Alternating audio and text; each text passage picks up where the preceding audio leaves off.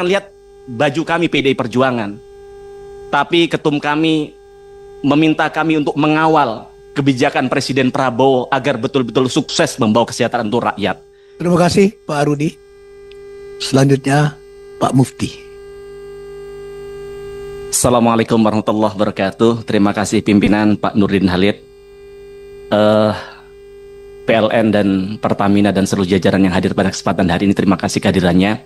Sebelum ke PLN dan Pertamina, Pak, pada kesempatan hari ini di forum rapat terbuka ini, kami menyampaikan kekecewaan kami atas ketidakhadiran Menteri Koperasi yang membatalkan RDP pada hari ini secara mendadak.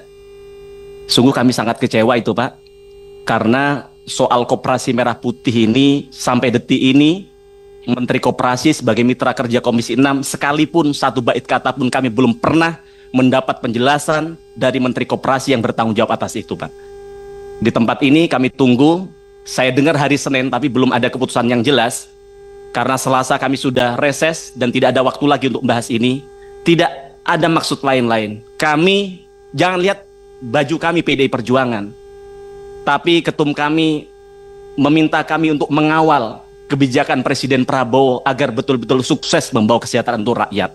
Sehingga kami tunggu penjelasan dari Menteri Koperasi untuk bagaimana hadir di tempat ini, menjelaskan bagaimana model bisnis dari Koperasi Merah Putih ini, kemudian pendanaan dari mana dan sebagainya, karena tidak ada kata gagal terhadap program ini, Pak. Kalau gagal, menghancurkan semua hal yang ada di BUMN dan koperasi begitu, Pak.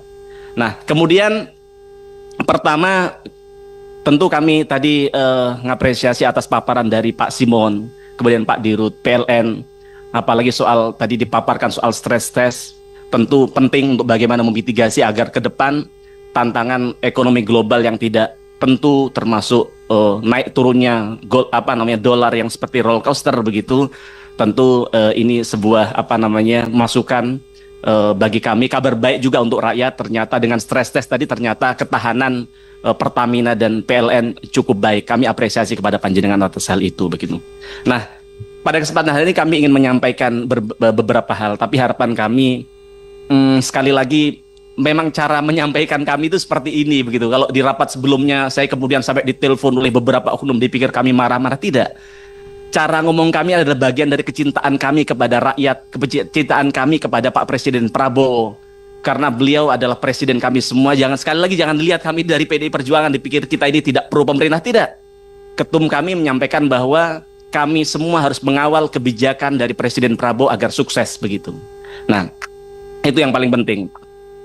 Nah, yang pertama, Pak, yang ingin saya sampaikan di tempat ini, Pak, kelangkaan BBM di Balikpapan. Tentu ini sebuah ironi, kota minyak tapi langka minyak. Balikpapan yang selama ini kita tahu bersama salah satu produsen minyak, bahkan kilang terbesar minyak nomor 2 ada di Balikpapan. Tapi jenengan tahu hari ini negara kita disuguhkan bagaimana antri berkilo-kilometer warga Balikpapan mau beli BBM, Pak. Berjam-jam mereka untuk bagaimana bisa beli BBM. Padahal Balikpapan sekali lagi adalah salah satu produsen terbesar minyak. Lalu saya nggak habis pikir bagaimana dengan daerah-daerah lain. Kalau Patraniaga wilayah Balikpapan menyampaikan karena kendala distribusi, ini Balikpapan loh, Pak. Ini bukan Papua begitu loh. Lalu apa yang terjadi? Tidak cukup menjelaskan dengan kendala distribusi. Maka kalau kita baca di salah satu pengamat di Kompas tadi pagi, bahwa biasanya adalah pola lama yang dilakukan oleh Pertamina, salah satunya adalah mungkin karena mau menaikkan harga BBM, atau mau menarik satu produk, atau mau ganti pemain. Maksud kami, apapun tujuan dari Pertamina, jangan korbankan rakyat, Pak.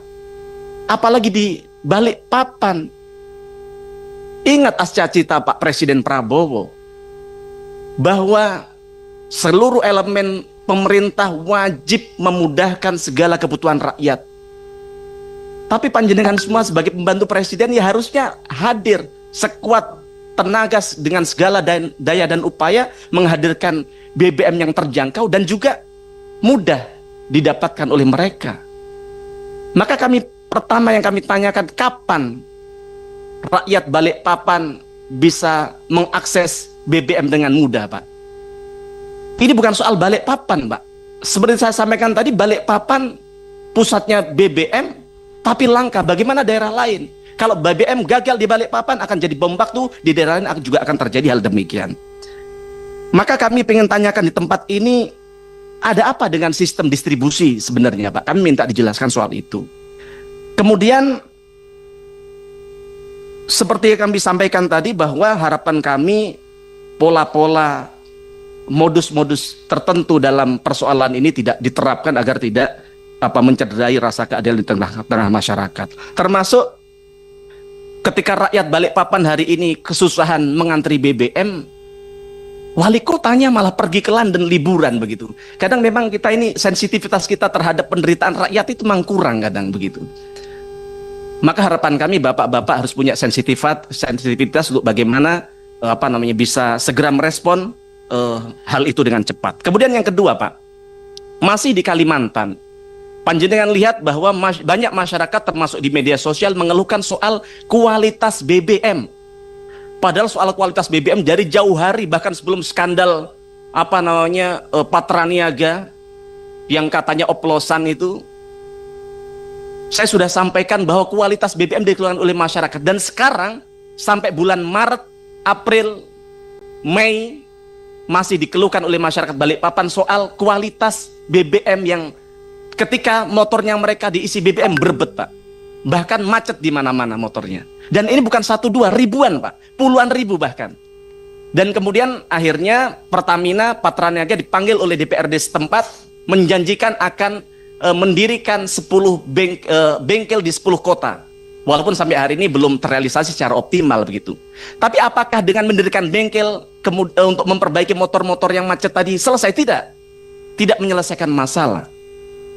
Maka yang pertama yang harus dilakukan adalah meningkatkan kualitas produk. Ini penting, Pak.